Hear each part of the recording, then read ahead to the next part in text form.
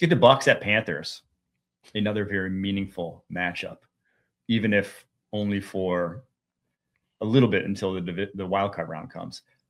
But Bucs 3-point favorites on the road in Carolina. 45.5 points is the over under here. Some playoff implications. The Bucs with a win, 94% chance of making the playoffs, 51% chance with a loss.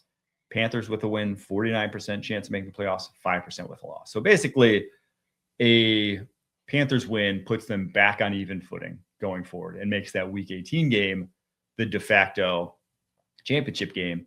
A Bucs win means they can win next week and wrap up the division then. Baker's been bad since like week 7. And not only like there, it's so bad.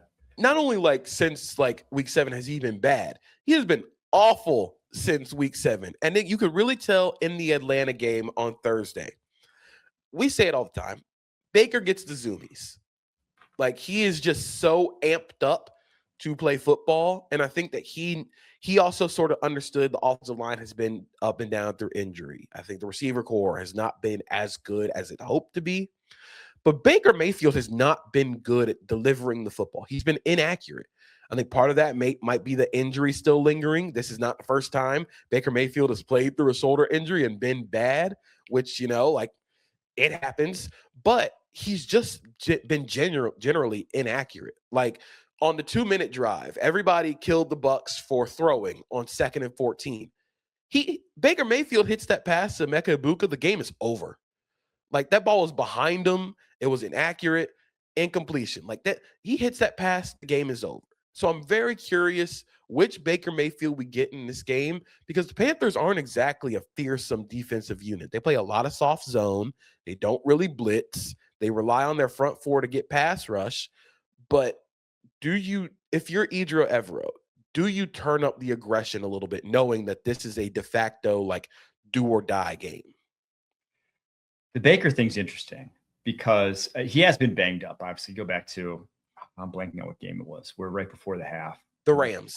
Rams game where his shoulder's just hanging on his left arm. And it's kind of just, we haven't talked about it since, right? But obviously, if something like that happens, you're probably pretty hurt. Like you're probably a little bit more than just banged up. But it was even before then. That wasn't any sort of tipping point in his bad play. He was bad before that. He was bad after that. He has been, by PFF's grading, the lowest graded quarterback in the NFL since week 7, since that Mike Evans injury went down. He was 7th before that game, 7th highest graded. We were talking about, is Baker MVP after like 6 games?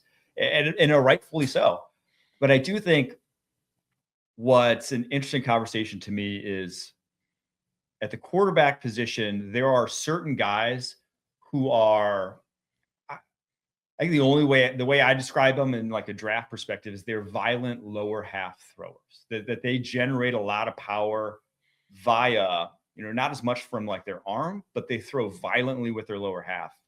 And I was talking about this with someone a couple of weeks ago about like Brendan Sorsby and John Mateer, who I think are in the same category of violent lower half throwers where they're really whipping their hips around. And, the guy I was talking to said, like, I don't even know if guys like that can really even stop their motion. Like they couldn't even if they tried. They're just doing so much with their lower half to generate power. And I think those guys, when you do get a little banged up, when you're so reliant on and it's not smooth, I think their inaccuracies start to pile up. It's hard to be that sort of thrower and be consistently accurate once one link of the chain is broken, right? Once one part of it is a little off, I think it really exasperates the rest of the chain. And I think you're seeing that with him. Whereas on the flip side, Jordan Love had this shoulder injury to his opposite arm, a few weeks back. And I don't think it's hurt him at all in terms of his throwing ability because he's not a violent lower half thrower. He's a very smooth, elongated to a degree. He's not slow and low with it, but it's not a violent whippy motion to get that ball moving. I think you've seen him be able to still play well with those injuries, whereas Baker has just kind of like completely ruined his season here.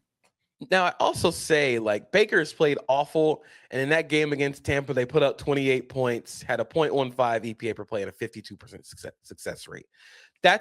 When Mike Evans comes back, that happens. You have everybody in the offense back healthy. So yeah, Baker Mayfield has played bad. But also with Mike Evans back at 100%, this offense goes from being in the gutter to at least like an above average offense in the NFL. So if they put up 28 points in this one, can Bryce Young and the Panthers keep up, especially against like a weakened Bucks defense? That's how I would describe them. I describe them as a weakened defense. Dude, I don't even know where to start talking about the Panthers. And I feel like every week there's a producer here at CBS, James Lamberts, who's a big Panthers fan. And every week he like makes me talk about the Panthers. And every week I'm just like, dude, I don't want to talk about the Panthers. I'm sorry. Because like one week it's Bryce Young's playing awesome. The next week, Bryce Young looks awful. And it's like just the past 5 weeks, 2 have been as high as 2 graded games of the season per PFF. 3 have been as low as 3 graded games of the season. It's just like you don't know what you're going to get. He's so up and down, and has to be just frustrating as a fan base, frustrating as a front office there in Carolina to see, because the highs are so good. But trying to pick this game, I'm like, dude, I have no clue. They could score 7 points. The Bucs defense has been a sieve, but it might not matter with the way this up and down nature of the Panthers offense. What I'm curious about in this game is if the Panthers can run the football. Because you can tell in every game that the Panthers lose that their run game hasn't exactly been uber efficient. And that forces a lot on Bryce Young. While like Bryce Young did play pretty well in the game in their loss against the Saints, 0.31 EPA per play, 38% success rate. 32 dropbacks. That's not where you want to live if you're the Panthers, because they only had 25 carries, negative 0.18 EPA per play, 36% success rate. You don't want to live in that area if you're the Panthers, and Bryce Young is throwing the ball 35, 40 times. But against the Bucs, the Bucs have an incredibly strong run defense as well. How are you going? 7 years. 7 years. This is the one thing that Todd Bowles knows he's going to get. As long as Vita Vea is on the field, that run defense is going to be a house. Can the Panthers, and they run a lot of inside zone, they're a mid zone duo, like they live and die behind their guards in their run game. Can those guards create movement against this is strength on strength. This is Panthers run game against Bucs run defense. But because of the general weakness of the Bucs linebacker core, Levante David was hurt in practice yesterday, did not participate. They signed Anthony Walker Jr. off the practice squad. Servassier Dennis just started coming back to practice. Can they attack those linebackers? Which I also sort of I'm curious about, because that's not really where Bryce Young has really thrived. If you look at where he wins, it's outside the numbers. Those deep passes to Jalen Coker, Teteroa McMillan. Jalen Coker's played awesome since coming back, by the way. This is like, for me. Jalen Coker has been like one of my favorite receivers since he entered the draft, since last year's draft class. I was like, this guy is good. Like the toe tap he had last week, I'm just like, I was trying to picture Xavier Legette on the exact same play, and I was just like, it would not have looked like that. I think we got something like that in the first week of the season. Right, yeah. Against the Jaguars, and he just completely whiffs. No, yeah, we got a lot of those. It's like the Jonathan Mingo play from last year, where he catches the ball and turns his body out of bounds. The Jonathan Mingo was still, I think, my most viewed tweet of all time. That thing went uber viral because it was the craziest looking play I've ever seen a receiver make. I'm curious for the Panthers, can they generate anything over the middle of the field? Is this going to be, I don't know if this is a Jatavian Sanders game, but is this some Tommy Tremble stuff? Is this going to be Jalen Coker over the middle of the field? Because that's who Bryce Young trusts in that area. He trusts Teteroa McMillan over the middle of the field. Can they attack the weak points of this linebacker core, of this Bucs defense?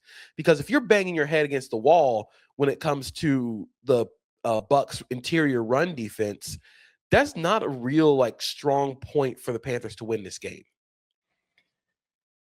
I just don't think the Panthers match up well. I think it sucks that we've had to wait 15 weeks before we get to see this matchup, like a matchup that's deciding a division.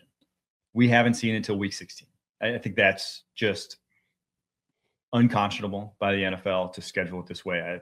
I truly think this is just ridiculous that it's going to be decided over 2 games over the last 3 weeks of the season. But I digress. I'm picking the Bucs. And I like the under here as well, just because I think that's kind of how the game script's going to go. For the sake of my hope that Bucs Panthers gets week 18 Sunday Night Football, I am going with the Panthers. Love it. Because I think in this season of the NFL, I think that deserves to be the last thing that people see in the regular season. Like this season has just gone straight into the muck. We're leaving in the grime. We're leaving with NFC South football.